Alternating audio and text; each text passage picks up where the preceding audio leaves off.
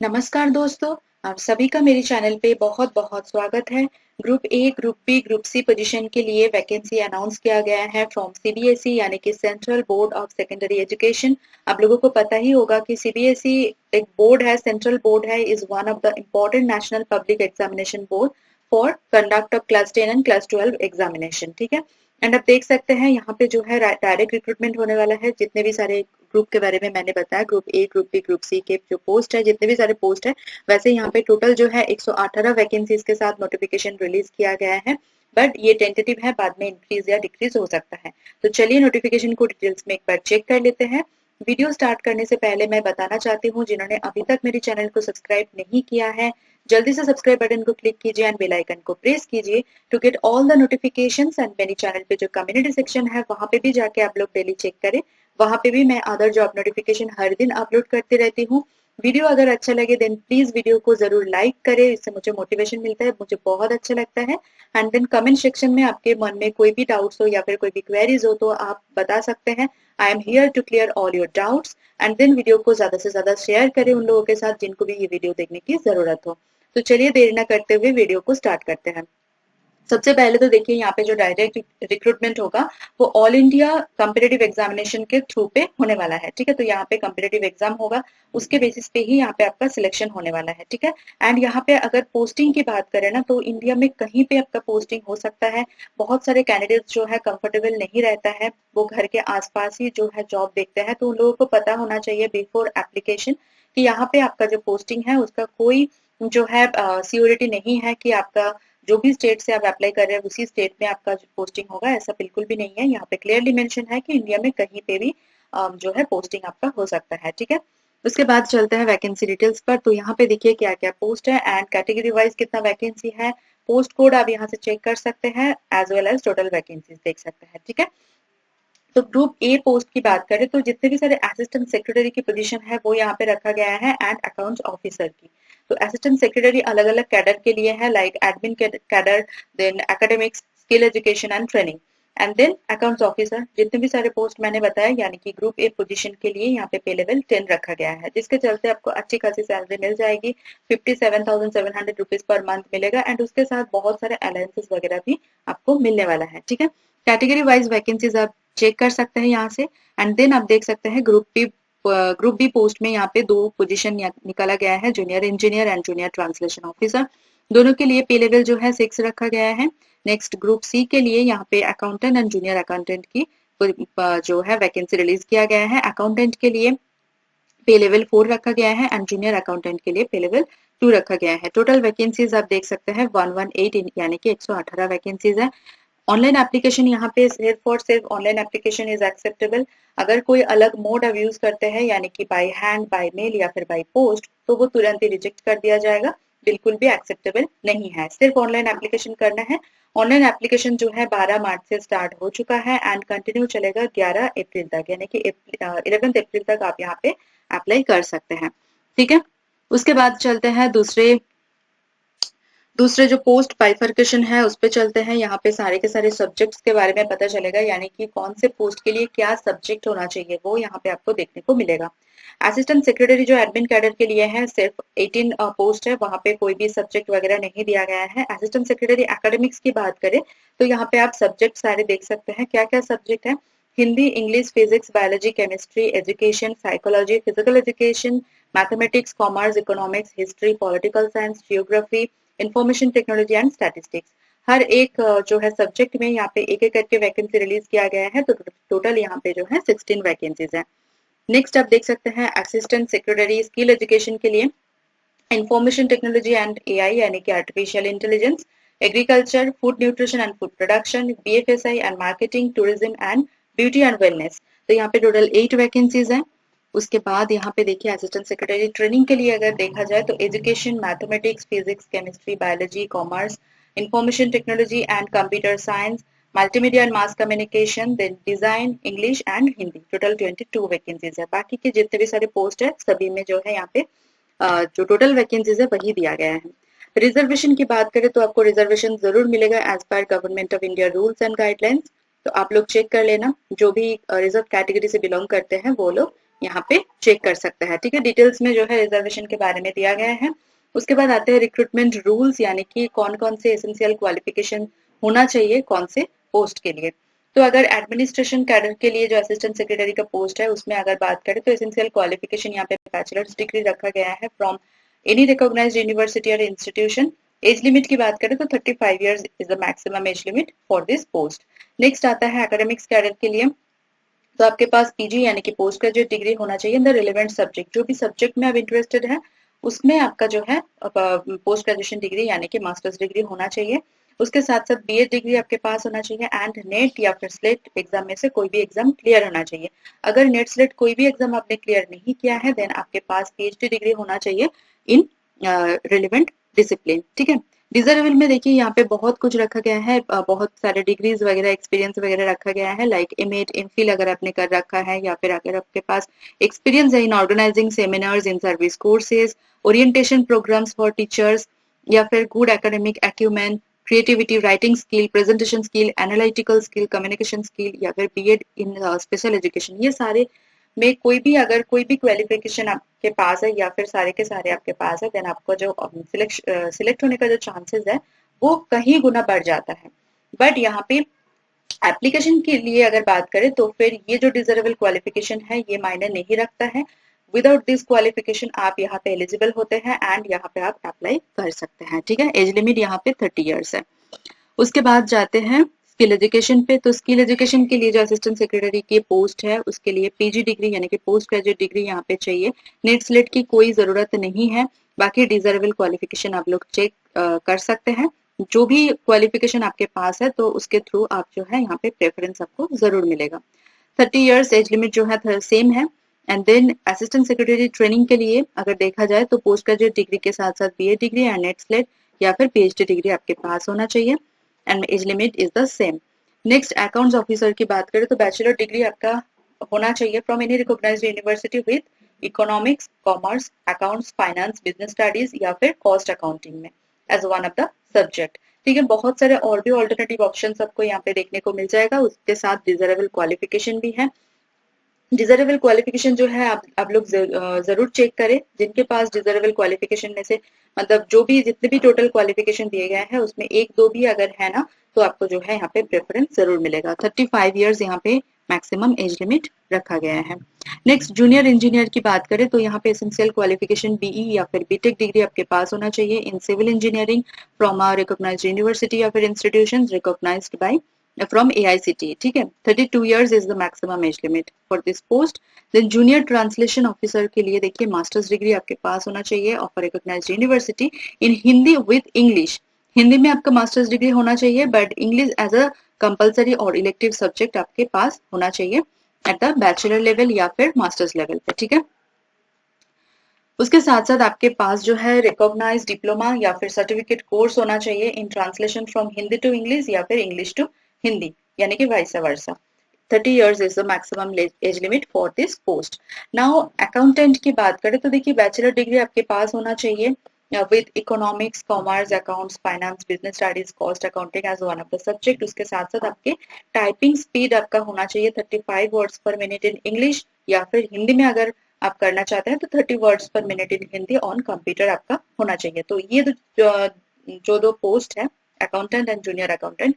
अब अगर देखेंगे तो जूनियर अकाउंटेंट के लिए यहाँ पे देखिए 12th पास कैंडिडेट अप्लाई कर सकते हैं, यानी कि यहाँ पे देखिए ऐसा पोस्ट जो है रिलीज किया गया है, पोजीशंस को रिलीज किया गया है जिसमें ग्रेजुएट, पोस्ट ग्रेजुएट या फिर क्लास 12 पास कैंडिडेट भी यहाँ पे अप्लाई कर सकते हैं। सभी के लिए जो है अपॉर्चुनिटी को रिलीज किया गया है, बहुत अच्छी अपॉर्चुनिटी है। आई थिंक ये गोल्डन चांस है आप लोगों के लिए। सेंट्रल गवर्नमेंट जॉब अगर आप लोग ग्रैब करना चाहते हैं तो ये अपॉर्चुनिटी को बिल्कुल खोने मत दीजिए एंड बहुत अच्छा अपॉर्चुनिटी है, जॉब सिक्योरिटी है आपके पास। ठीक है, एज लिमिट की बात करें तो जूनियर अकाउंटेंट के लिए 27 years is the maximum age limit. And जो लास्ट जो दो पोस्ट के बारे में मैंने बताया अकाउंटेंट एंड जूनियर अकाउंटेंट, ये दो पोस्ट के लिए आपको मतलब आगे जाके आपको पता चलेगा कि स्किल टेस्ट होने वाला है। जो टाइपिंग स्पीड यहाँ पे दिया गया है ना 35 वर्ड्स पर minute in English and 30 words पर मिनट इन हिंदी, ये दो जो है पोस्ट है इसमें आपका रिटन टेस्ट के यानी कि जो एग्जाम होगा एग्जाम के बाद एक स्किल टेस्ट भी होने वाला है टाइपिंग स्पीड चेक करने के लिए। ठीक है, उसके बाद आप एज रिलैक्सेशन की बात करें तो आप लोगों को पता ही होगा कि एज रिलैक्सेशन आपको जैसे जनरल जैसे होता है वैसे ही आपको मिलने वाला है। SC/ST के लिए 5 years, OBC NCL के लिए 3 साल का, 10 साल for PWBD UR candidate and PWBD OBC NCL के लिए 13 साल एंड 15 साल फॉर PWBD SC/ST। अगर विमेन कैंडिडेट की बात करें तो 10 साल का आपका मिल जाएगा विमेन कैंडिडेट्स के लिए। उसके बाद देखिए एग्जामिनेशन फीस पे चलते हैं, मोस्ट इंपॉर्टेंट थिंग। वीडियो में लास्ट तक बने रहिएगा ताकि आप लोगों को सारे इन्फॉर्मेशन के बारे में पता चले। ठीक है, तो एग्जामिनेशन फीस की अगर बात करें तो देखिए ऑनलाइन मोड पे आपको फीस पे करना है। UR OBC and EWS category candidate के लिए ग्रुप ए पोस्ट के लिए 1500 रुपीज रखा गया है for each post, and group B and C post के लिए जो है 800 रुपीज रखा गया है, यानी कि 800 रुपए रखा गया है फॉर ईच पोस्ट। अगर आप SC/ST PWBD एग्जामिनेशन कैटेगरी से बिलोंग करते हैं, या फिर आप वुमेन कैंडिडेट है, या फिर आप रेगुलर CBSE एम्प्लॉय है, मतलब ऑलरेडी CBSE एम्प्लॉय है, देन आपके लिए कोई भी फीस नहीं लगेगा, आप यहाँ पे फ्री ऑफ कॉस्ट अप्लाई कर सकते हैं। अब मोड ऑफ पेमेंट की बात करें तो देखिए debit card, credit card, internet banking, बहुत सारे ऑप्शंस है जो कि आप यहाँ पे यूज कर सकते हैं। यहाँ पे बहुत ही इंपॉर्टेंट एक नोट दिया गया है कि after submitting your payment information in the online application form, online application form में जो पेमेंट इन्फॉर्मेशन है वो सबमिट करने के बाद आपको थोड़ा वेट करना होगा, यानी कि आपको थोड़ा सा यहाँ पे टाइम लग सकता है, बट थोड़ा पेशेंटली जो है आप यहाँ पे वेट करें। आप बिल्कुल भी प्रेस बैक या फिर रिफ्रेश बटन को क्लिक ना कीजिए। अगर आप करेंगे तो आपको डबल चार्ज जो है पे करना पड़ सकता है। ठीक है, तो यहाँ पे ऑलरेडी मेंशन किया गया है कि please wait for the intimation from the server, do not press back और refresh button in order to avoid double charge. ठीक है, आफ्टर सक्सेसफुल पेमेंट आपका जो है ई रिसिप्ट आपका जनरेट हो जाएगा, एंड वो आपको जो है बहुत ही ध्यान से रखना होगा, अपने पास रख लेना।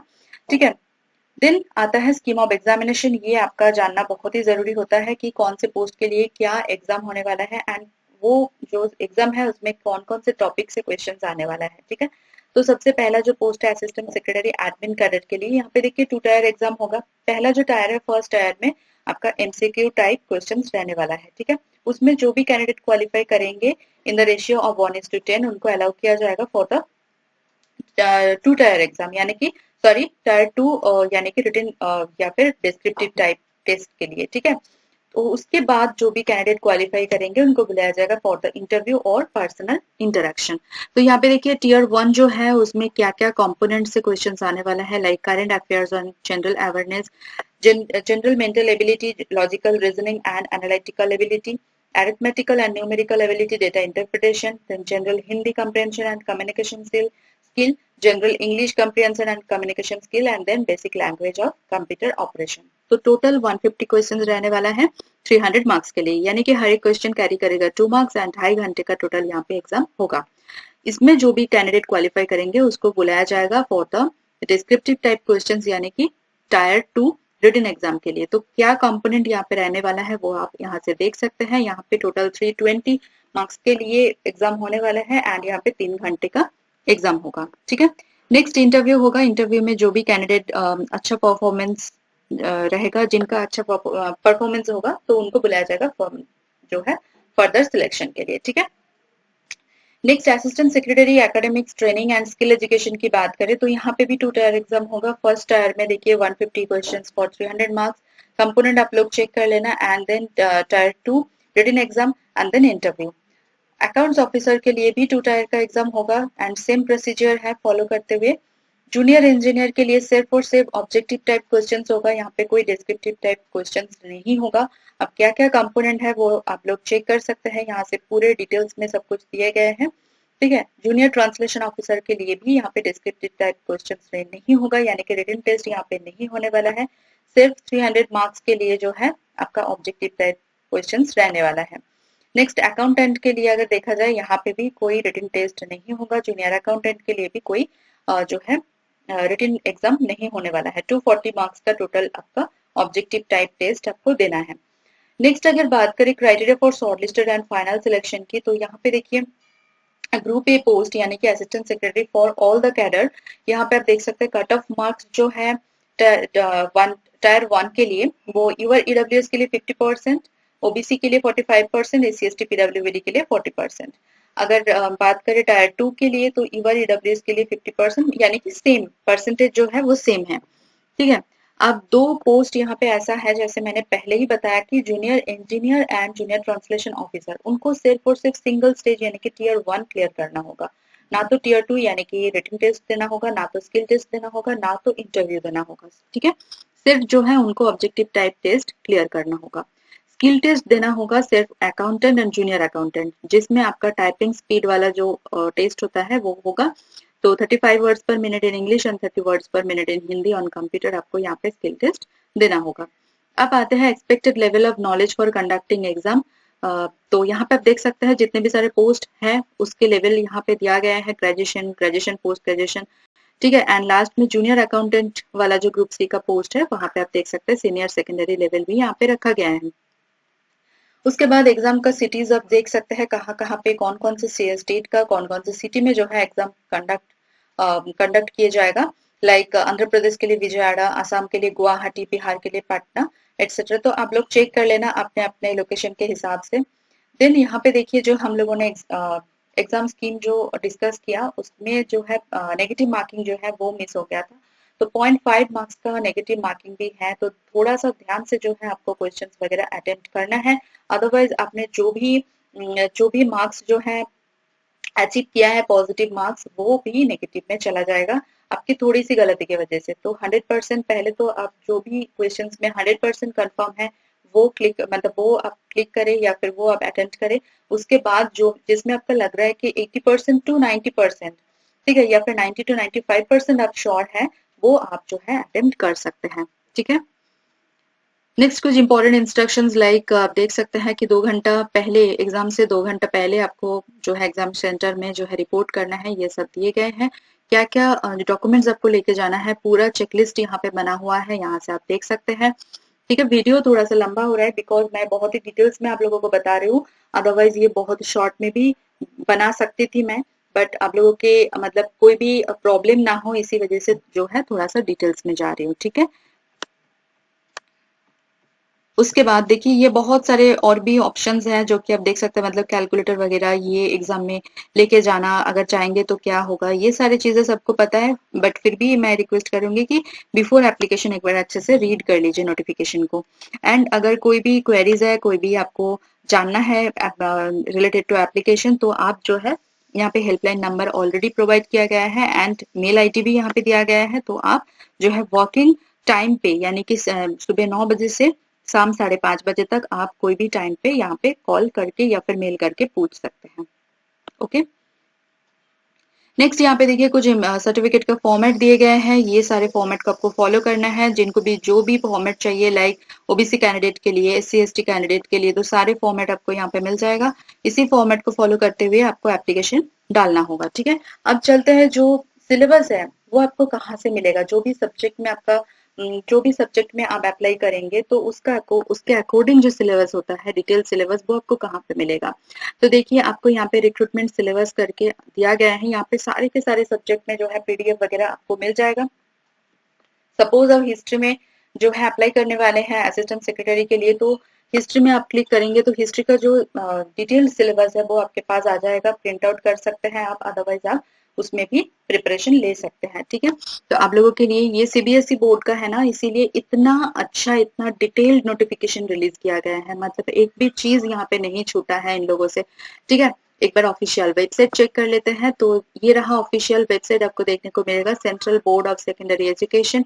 यहाँ पे नीचे आते ही आपको मिल जाएगा vacancy notification for various post. अगर आपको अप्लाई करना है तो यहाँ पे आप क्लिक करके अप्लाई कर सकते हैं। अलग अलग लिंक यहाँ पे दिया हुआ है, click here to apply for assistant secretary, ठीक है, और click here to apply for various administrative post group A B C. तो अलग अलग यहाँ पे लिंक है, अप्लाई कर सकते हैं यहाँ पे लिंक में क्लिक करके। आई होप कि आपका यहाँ पे सिलेक्शन हो जाए। यहाँ पे देखिए डिटेल नोटिफिकेशन का लिंक भी आपको मिल जाएगा, सिलेबस का लिंक भी मिल जाएगा। ठीक है। एंड जो शॉर्ट नोटिफिकेशन जो मैंने दिखाया था सबसे पहले, वो भी आपको यहाँ पे देखने को मिलेगा।